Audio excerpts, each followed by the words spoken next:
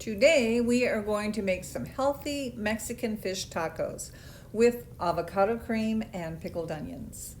So I've sliced up some red onions and some jalapenos, put them in a bowl, and now we're going to make the pickled onions because they take about 30 minutes or longer before they're pickled.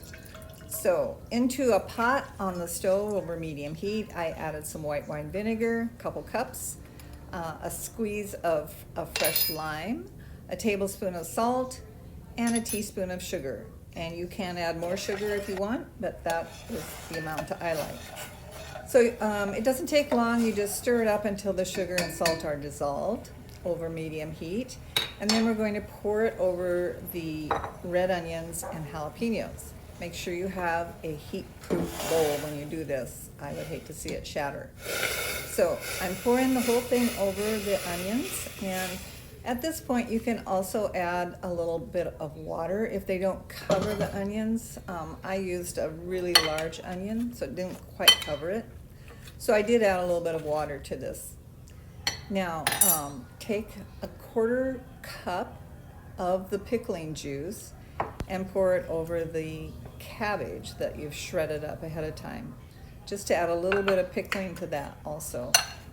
And then we're just gonna stir both of these up and set them aside until we are ready to assemble.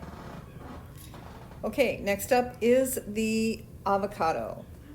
Avocados are great if you get them at the perfect ripeness. They're usually at the store, oftentimes they're too hard or too mushy. So get a harder one, let it sit for a couple days if you can think that far in advance. To remove the pit, just cram your knife into the pit like that and twist, and it comes right out.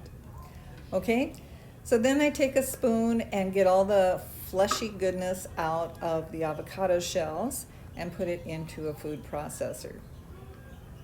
I'm going to do that with both. Avocados, by the way, are actually a fruit and not a vegetable. They're really high in the good fats, and they're just so creamy. Now we're going to add some sour cream to the food processor, and that's going to make the avocado sauce even creamier. A little salt, a little pepper, and some people will add some lime juice here also, which is perfectly fine. I didn't have a lime, so no lime juice in mine. Okay, we're going to put that on pulse in the food processor until it's really smooth and creamy, and put it in a bowl and set it aside. So now we've got the onions aside, the cream, and the cabbage. So now what's next? Well, it's going to be the fish, of course. I've referred to these tacos as healthy tacos, and part of that is I'm using an indoor grill to cook the fish with. Grilled fish doesn't have all the fat that fried fish does, of course. So I'm going to put a rub on the fish, which in turn, once you grill it, it actually looks blackened because of the spices I used. But you don't need to use these spices. Just rub it with salt and pepper if you want, or Old Bay, or your favorite seasoning. Now, the spice rub I am using is a mix of tomato powder, chipotle powder, and smoked paprika and salt. And I saw this recipe for this powder in a Marcus Samuelsson cookbook, and I was really keen on it because I make the tomato powder and sell it online, so I wanted to try it with this. It turned out great. It's more blackened than grilled, than a regular grill. Make sure and season on both sides, and then we're going to put it in the indoor grill that I have here called the Cuisinart Griddler. I've got it heated all the way up to sear because you want to get a nice sear on these fish fillets. And if you want information on the Griddler, I love it, and I have a whole bunch of information at farmtojar.com. Now we're testing the fish. They only take about 3 minutes in the Griddler. And as you can see, I took it apart a little bit to make sure it was nice and flaky and tender, but not translucent. So they look ready to go after I think it was only 3 to 4 minutes. All right, so we're almost ready to assemble everything. We've got the fish, the creamy avocado sauce, the pickled onions, and of course now we need the tortillas. These are really easy, just over medium heat, heat up the tortillas in a dry skillet. All right, time for assembly. The beauty of tacos, in my mind, is not only do they taste good, but they are so easy to customize.